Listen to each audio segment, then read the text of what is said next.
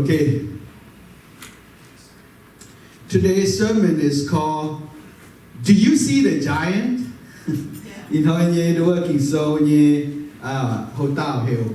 May whoop what Tum Hien Yen Yen. Can you turn on the light for the camera again? Yeah. Do you want that? Yeah, turn on and turn it a little bit lower. So. Alright. Okay, thank you. We might need 2 people back there Yeah. to operate this stuff. We're gonna have Kyle or somebody to help James, right? You?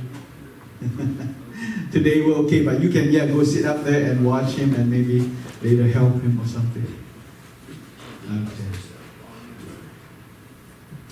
All right, you can turn on that music. I use the music to help me keep my time. Okay, maybe a little bit lower in the background. Thank you.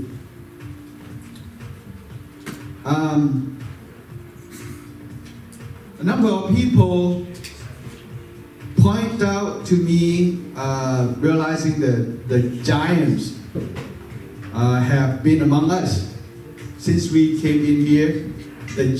Couple of giants have been working against us. I'm going to point them out, what those giants are, and when we know who they are, we are going to kick them out and kill them like Joshua, wipe them out. Amen. The way in Hoi, chỉ tại này mày là tự sản phẩm để bài đối với mày miền buổi thải hiệp con ô được một quạt tôm hiệp miền tại đối với giờ lại nhau một mùa sáu buổi toàn tỉnh là đến đây hoa bữa trụ mà cán tê hiệp miền đã tông hái đối với kỳ sâu con anh áp miền thắng phải đối với con hát phan dành nó một cái tôm hiệp miền tê miền này thu con hàng con bố mảng tê phang cả bố miền mà hắn nó đã biết ấy cái điều vậy tôm hiệp miền đồ hàng của hắn nó đối với tê tôm hiệp miền này thì bố ta quảng bùa kỳ sâu như là con đối với tê sự viết ra như chuyện yết nhiều đối với tê tôm hiệp miền này kỳ sâu như là con bùa bùa buông dây chảo mà mà dám như bỏ chám và bùa chảo tổng với yếm hoàng hay như bay bỏ chả nó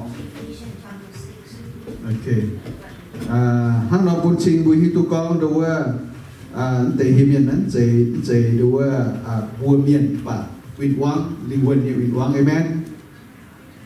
So what giant am I talking about? A couple of people point out the giants that has been messing with us.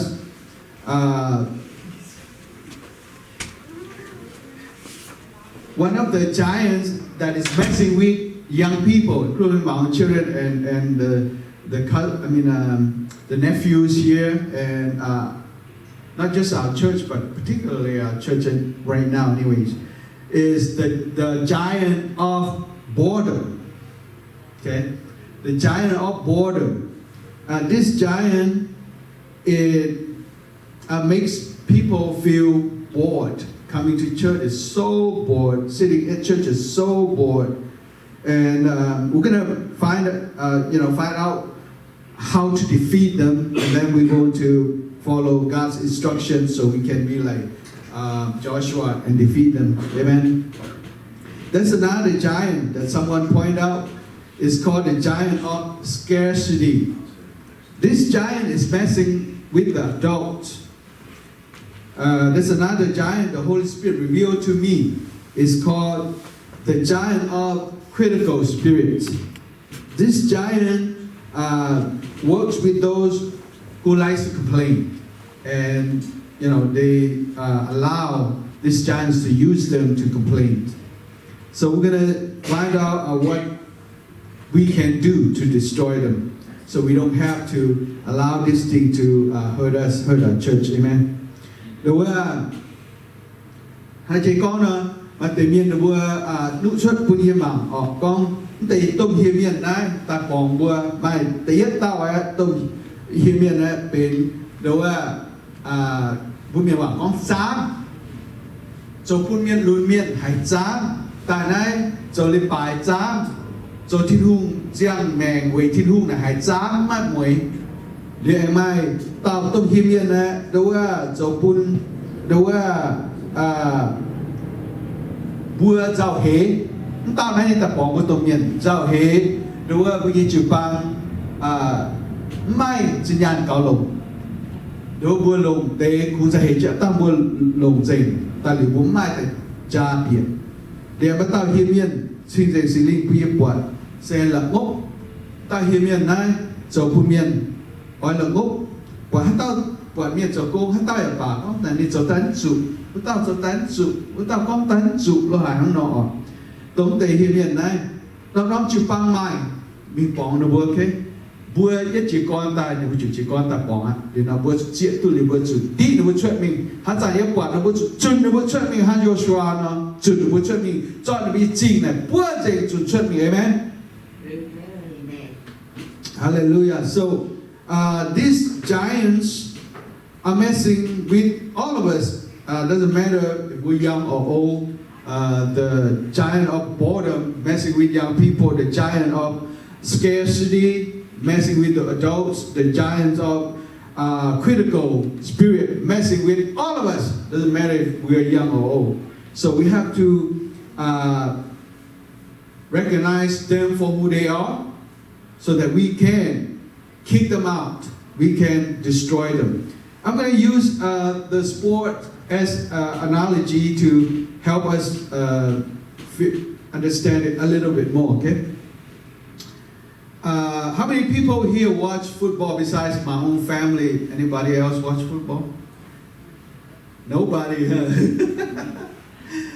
Kyle, you don't watch football? No, I don't. I got tired of it. Oh, okay. Different example. Understand it. So I'm going to use a little analogy, a sport analogy to help my kids and those who watch football, and also I'm going to use different analogy to help other people. But first of all, what God shows me is that we all have a part to play in this game. Okay, take football for example. The Holy Spirit is the call maker. I am His assistant. Basically, I'm one of those people standing out, by the field, holding those numbers, telling people to go in and go out, type of thing. And you are the players, right? You are the players. And church, Saturday church, is the locker. How do you call it? Huddle. Is it called huddle?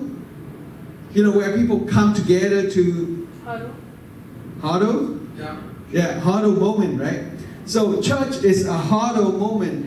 We come together to get pumped up. This is not where we play the game. This is where we get pumped up, get excited, get our energy up. And so when we leave this place throughout the whole week, we can go into the field and play our best. Leave everything in the field, as they say. So when we are here, we are to listen. God gave me the job to speak, so I have to obey Him. Jesus said, if you love me, those who love me will obey me. And then He also said, my sheep hears my voice. So what that means is, if I love Him, I have to obey Him. I have to do what He tells me to do. If you love Him, you also need to obey Him and do what He tells you to do. The job that He tells me to do is to speak His word, speak His truth without compromise. And the job that He gives you in this place is to listen for His voice. Not my voice, okay? His voice is hidden in the message. You must hear His voice. Because if you don't listen carefully, you don't hear His voice, you only hear my voice, it will annoy you. It will not help you. It will not transform you. It will not change you. You need to hear His voice in the message. All right? That's how the Holy Spirit speaks to us. So when you hear His voice speaking to you, you must obey. Because if we don't obey, then Jesus considered that a rebellion, and also we don't love him, right? In human term, when we say we love someone, it's because we see them beautiful, handsome, rich, smart, all of those things, and it makes our heart feel warm and fuzzy. We call that love. But to God, that's not love. To God it's like little children to their father. Father, look at the little children. If that child is obedient, then the father said, that is my obedient child. He or she is a good person. And to God, when we obey him, that is our expression of loving him. Okay? So to God, obedience is number one. Can you say after me? Obedience? Obedience is the number one. So God wants us to obey him. Not obey another man, not obey what people say, but obey him. That's why we have to hear him speak to us. If we don't hear him speaking to us, then all we hear is the preacher or other people, and their voice definitely will annoy us. Okay? So, the giant of boredom is the giant of the mind. We have to see it for what it is. And we have to understand what makes it strong in our mind. Number one is laziness. Number two is ungodly appetite. Because sometimes when we are lazy, we feel like, I don't want to do nothing. When we are in the church, when we have that feeling, then the church feels like it gets longer. The church service gets longer and longer. If our mind is constantly thinking about worldly things that we do that has nothing to do with God, but it's fun, exciting, then when we're sitting at church, like, oh, when is it going to be over so I can get back to what I'm doing? This is boring.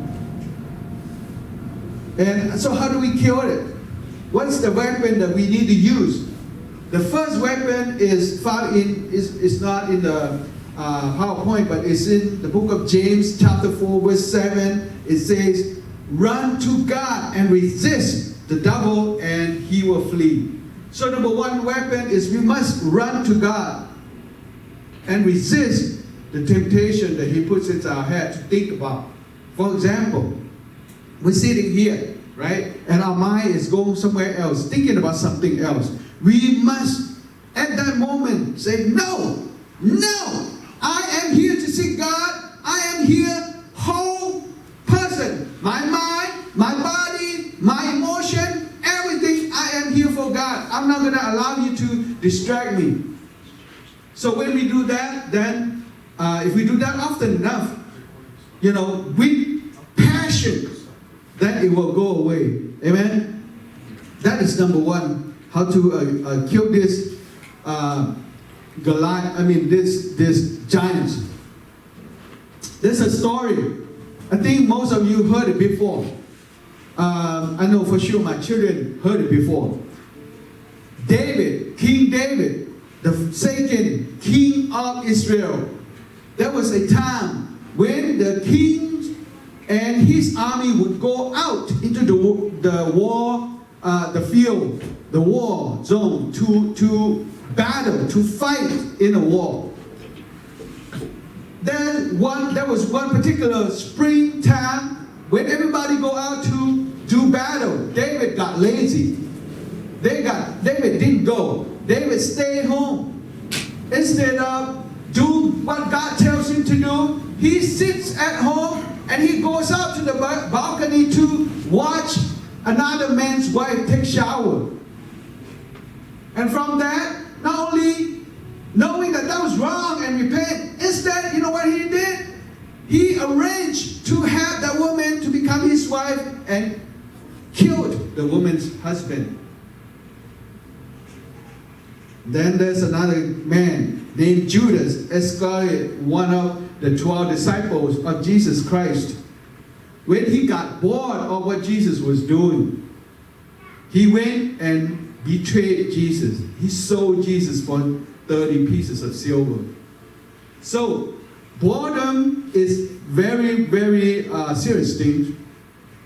If it enter your mind, enter your heart, that's where he wants to make a city, a town, a home.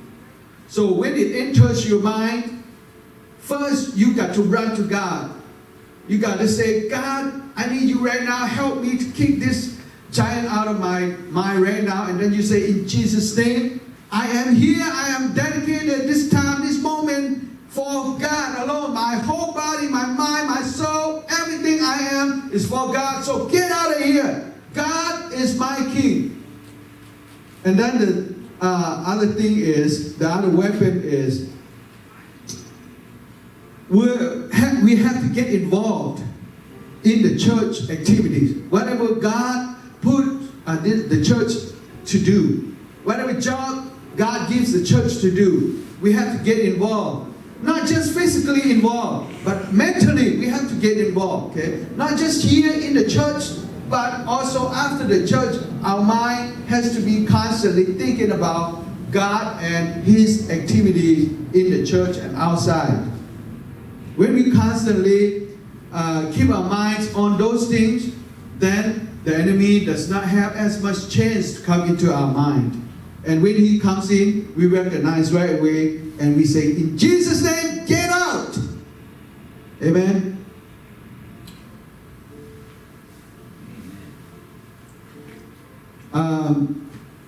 I know that sometimes participating, doing work for God, or in the church doing work for God, or outside, doesn't matter. Sometimes it really feels like, man, we're weird. You're weird. You're alone. Nobody's doing that. People of my age, come on, see what they're doing out there. They're having fun. They're having the time of their lives. They're doing all kinds of things, and I have to be stuck in the church. I have to be doing God's work. Man, this is boring. Or this is weird. People's gonna laugh at me. Who's gonna understand? None of my peers gonna understand. I am not among my friends or my peers. I'm a weird person. I heard a story called Sasquatch Dancer. Okay? So in the Pacific Northwest, right, in this area, we all know, most of us know, the older people don't anyways. I'm going to speak Mienh a little bit, but right now I'm speaking English to those of you who are not excellent in your Mienh. Okay, so I want to help you to understand what God is saying. So, in Washington State, there is a rumor, a tale, what do you call? What's the word I'm looking for? Not propaganda, what's the word? A myth? A legend. They say that in Washington State, there's a giant being, live in the forest, live in the jungle, very hairy, very big, very tall. And they call him Bigfoot or Sasquatch. And every year, there's a place in Washington State, they have a festival celebrating that. Okay? And there's a guy went out there, music was blasting, he went out there and he started dancing and doing all kinds of moves. Everybody sitting around looking like, man, that person's weird. And they start to like say all kinds of mean things about him, right? But he didn't care. He kept on dancing, woo, doing all kinds of moves. After a while, one person from far away ran toward where he was, enjoying him and doing all kinds of dance with him. They're having fun. They don't care about anybody. Not too long, another person from another corner ran, enjoyed him and dancing. Not too long, more people. Eventually, everybody got up and dancing, do like crazy things. So, serving God in the beginning is like that weirdo. Nobody likes you. They talk bad about you.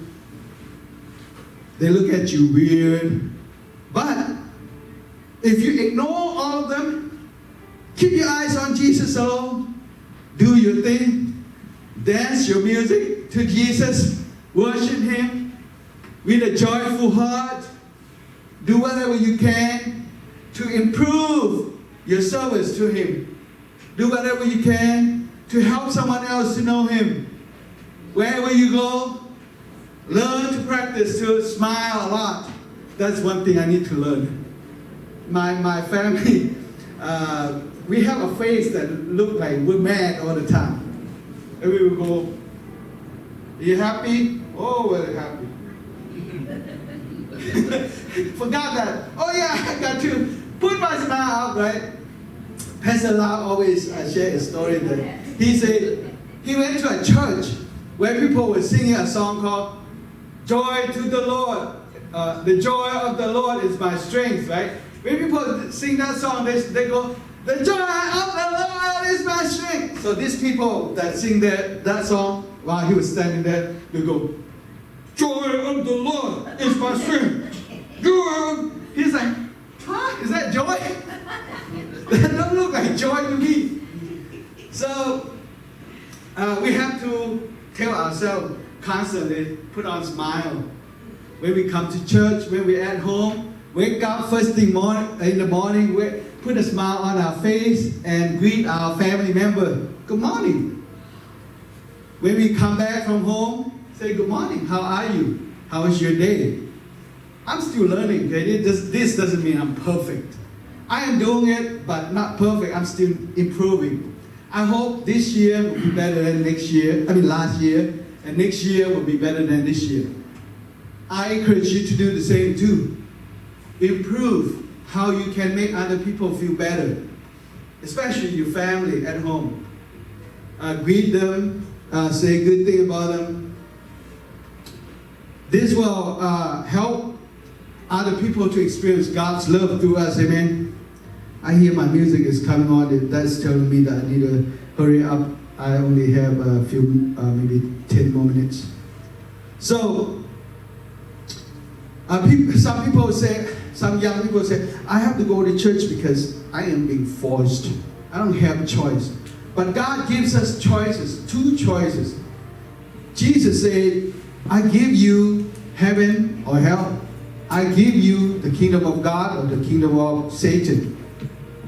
I give you obedience and receive the reward, or disobedience and receive punishment. We all here because we want to, number one, choose heaven. We choose heaven. We choose blessing. We choose God. We choose obedience so we can receive blessing. Amen. That's why we're here. So, another thing is, when God says, I will bless those who are obedient, I will give them reward. Don't be so prideful and say, I don't want no reward. I'm just going to serve. I don't need nothing. No. If God said, I will give you, say, yes, Lord, I will receive. For me, I want as much as I can. So I want to be obedient because I don't know what those rewards are. You know, in time of need, God just showed those rewards in ways that I don't even, understand. But I need it. That's why He prepares it for me. So I encourage you to do the same.